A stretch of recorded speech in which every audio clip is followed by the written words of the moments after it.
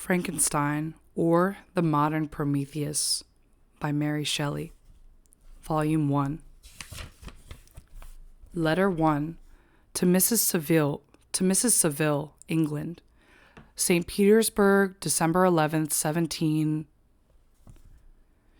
You will rejoice to hear that no disaster has accompanied the commencement of an enterprise which you have regarded with such evil forebodings. I arrived here yesterday, and my first task is to assure my dear sister of my welfare and increasing confidence in the success of my undertaking.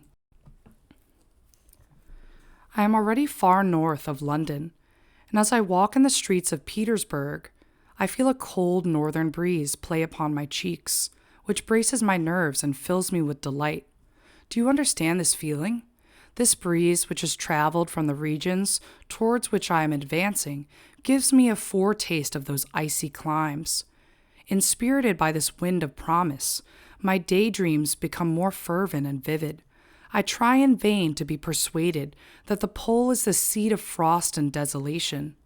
It ever presents itself to my imagination as the region of beauty and delight.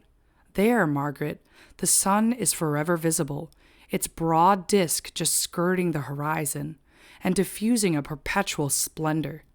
There, for with your leave, my sister, I will put some trust in preceding navigators. There snow and frost are banished, and, sailing over a calm sea, we may be wafted to a laud surpassing in wonders and in beauty every region hitherto discovered on the habitable globe. Its productions and features may be without example, as the phenomena of the heavenly bodies undoubtedly are in those undiscovered solitudes. What may not be expected in a country of eternal light? I may there discover the wondrous power which attracts the needle, and may regulate 1,000 celestial observations that require only this voyage to render their seeming eccentricities consistent forever. I shall satiate my ardent curiosity with the sight of a part of the world never before visited, and may tread a land never before imprinted by the foot of man.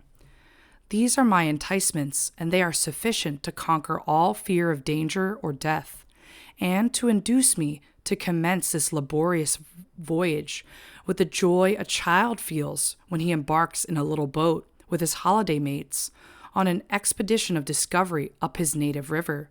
But, supposing all these conjectures to be false, you cannot contest the inestimable benefit which I shall confer on all mankind to the last generation, by discovering a passage near the pole to those countries, to reach which at present so many months are requisite, or by ascertaining the secret of the magnet, which, if at all possible, can only be effected by an undertaking such as mine. These reflections have dispelled the agitation with which I began my letter, and I feel my heart glow with an enthusiasm which elevates me to heaven, for nothing contributes so much to tranquilize the mind as a steady purpose, a point on which the soul may fix its intellectual eye. This expedition has been the favorite dream of my early years. I have read with ardor the accounts of the various voyages which have been made in the prospect of arriving at the North Pacific Ocean through the seas which surround the pole. You may remember that a history of all the voyages made for purposes of discovery composed the whole of our good Uncle Thomas's library. My education was neglected, yet I was passionately fond of reading. These volumes were my study day and night, and my familiarity with them increased that regret which I had felt as a child, on learning that my father's dying injunction had forbidden my uncle to allow me to embark in a seafaring life. These visions faded when I perused for the first time those poets whose effusions entranced my soul and lifted it to heaven. I also became a poet, and for 1 year lived in a paradise of my own creation.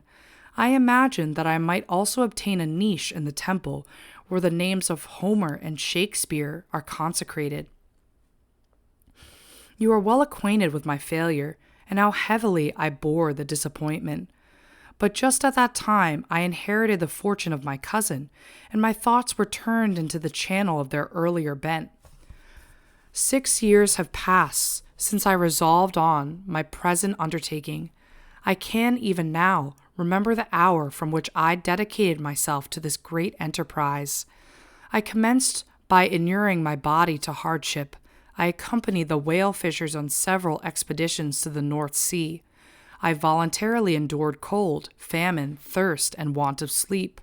I often worked harder than the common sailors during the day, and devoted my nights to the study of mathematics, the theory of medicine, and those branches of physical science from which a naval adventurer might derive the greatest practical advantage. Twice I actually hired myself as an undermate in a Greenland whaler, and acquitted myself to admiration. I must own I felt a little proud when my captain offered me the second dignity in the vessel, and entreated me to remain with the greatest earnestness, so valuable did he consider my services. And now, dear Margaret, do I not deserve to accomplish some great purpose? My life might have been passed in ease and luxury, but I preferred glory to every enticement that wealth placed in my path. Oh, that some encouraging voice would answer in the affirmative!